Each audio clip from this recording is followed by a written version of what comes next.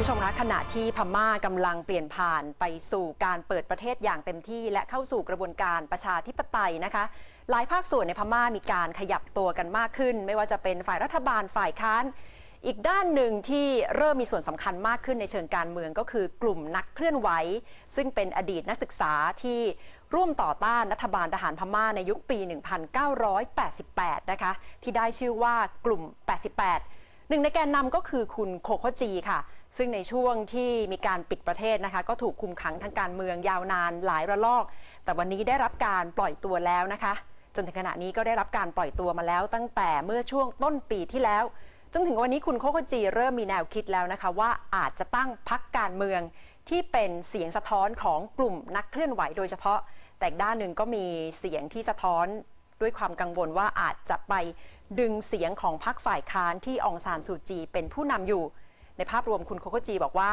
ภาพรวมการเมืองของพม่ายังสับสนอยู่มากค่ะช่วงที่มาเมืองไทยและมาเรียนรู้การเมืองในไทยดิฉันได้สัมภาษณ์คุณโคโคจีในเรื่องเหล่านี้ด้วยค่ะ I remember in the by-election last year on the 1st of April you were released already yes. and you said 88 students won't set up a new party or won't send any candidates to contest with NLD this must be planned that sooner or later you will have set up a new political party. Maybe, but we haven't decided the timing. So as I have already mentioned, so we just very cautiously thinking of what we are going to do.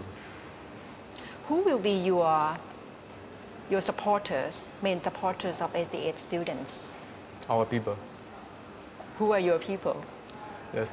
So at the very beginning, so especially in 1988, there was no political parties at all, except the Burma Socialist Program Party. So we just break through the situation. So and then, so continuously we try to think of what we can fulfill for our country. So but just now, so we have such experience about the 20 years in politics. So that's why we deeply consider to engage in politics. But I don't want to talk so early. Now, totally about 88 students were released from prison, but a few hundreds do still remain in prison. Do you expect more will be released before 2015 general election? So some remaining political prisoners, we just discussed with the minister level, so to release them in a proper time. So as possible as we can, we just want to be released at once. I'm one of the members of the remaining political prisoners reviewing committee.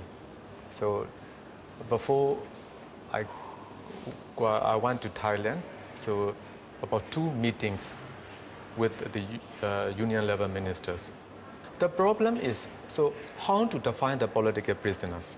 So that's the key point, I think. So if not, we cannot clarify who is the political prisoner, which sentence is relating to politics. So that's why to release the political prisoner, so we would need to identify who is the political prisoner. How do you see overall landscape of politics in Burma at the moment? A very confusing time. So honestly, I have to say we have no such experience as a transitional period. So we all are formally as an activist.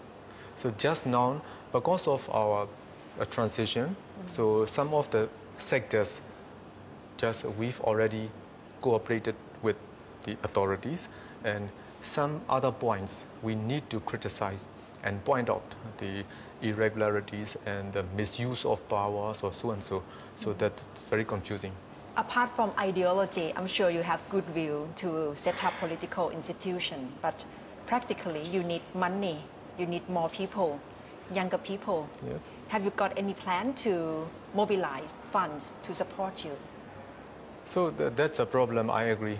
So because so many in politics is, so whether we like it or not, so to some extent it's quite important for us. But just for the time being, so we have some donations from our relatives and our close friends. So, but just very recently, we made a fundraising concert. So many sympathizers donate for our 80 generations. But if we form a political party or something, so we will have to consider how to make a fundraisings. Violence coming up in various places, Arakan State, Yes. Mithila, or even in the north, Kachin State. Kachin State, yes.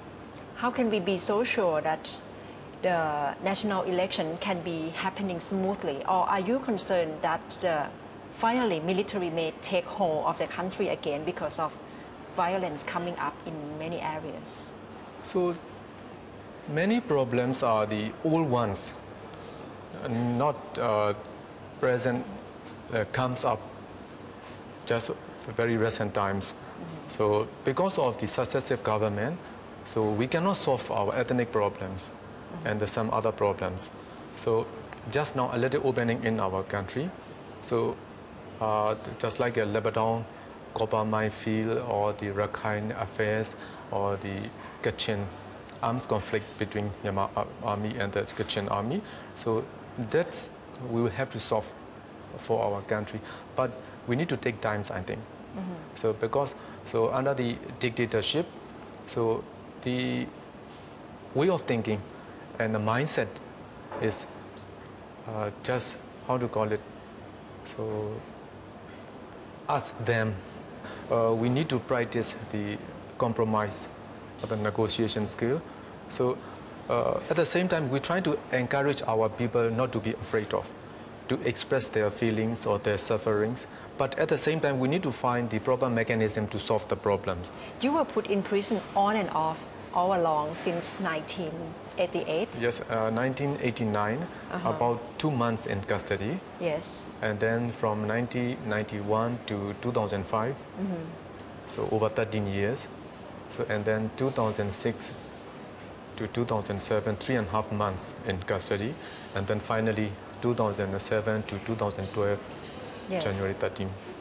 When you were in prison, have you felt anger toward the government, toward military? So as a human being, sometimes just a little upset or A little? A little, but we try to encourage ourselves. We didn't do any wrong things. So we are serving for our country. So one day we have to achieve our goal. So this is our political convictions. And then second point is being a Buddhist.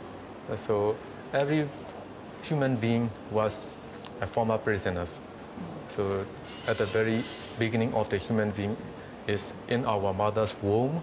So just a little space for 9 months or that's why everybody was a former prisoners. And then so no need to be afraid of any prison terms, more prison term, because everybody has a death sentence also. So Yes, for you it's 65 years. Yes, so everybody has to die. So that's why the death sentence everybody has got. For you, was it like a reborn moment when you know that you would be released from prison? Yes, so while we were in prison, we tried to be mature, politically and so spiritually ourselves. Do you see national reconciliation is necessary for Burma to be at peace and then to move forward?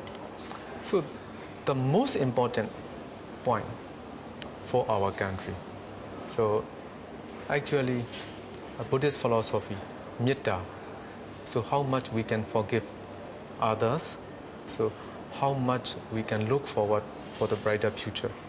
So fortunately, our Myanmar society is under the Buddhist culture mostly. So that's very lucky for our country. So how much we suffer in prison, so we can forgive. but we need to make records for our next generations.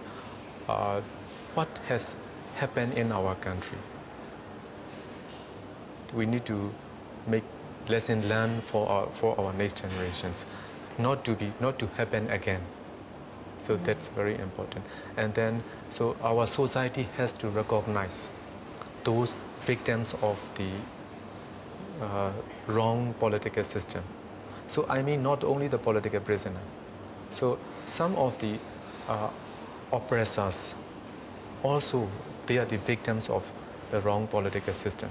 So everybody has suffered a trauma. Just we have come across for over 2 decades. So we need to cure those wounds of our society. นักเคลื่อนไหวกลุ่ม 88 เป็นกลุ่มที่ได้รับการพูดถึงในแง่ดีจากกลุ่มชาติพันธุ์นะคะว่าเป็นกลุ่มที่สนใจความทุกข์ยากของกลุ่มชาติพันธุ์ในพม่าค่ะขณะที่พรรค NLD กับการนำขององซานซูจีถูกวิพากษ์วิจารณ์อย่างหนักในเรื่องนี้นะคะกับการสื่อสารกับกลุ่มชาติพันธุ์ต่างๆในพม่าต้องติดตามความเคลื่อนไหวที่จะเกิดขึ้นจากนี้ไป